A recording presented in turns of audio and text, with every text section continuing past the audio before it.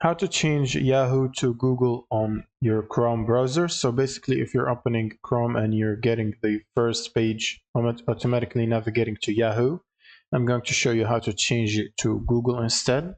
So first you want to click on these three vertical dots on the top right hand side, and then you want to click on Settings.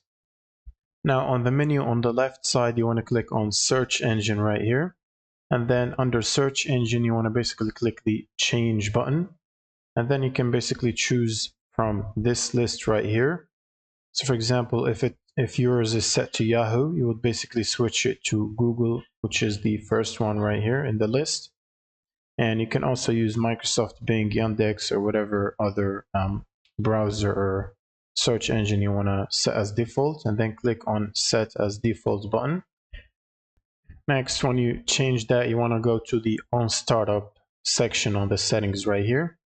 And you can set it to open the new tab when you open up the browser. If you want to open a new tab each time you open Google Chrome, you can also set it to continue where you left off last time. So last time when you were browsing, it should basically save that history.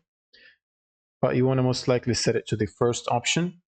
Now to test this, you can basically close your browser and then open it up again, and it should bring the Google browser at the first page right here.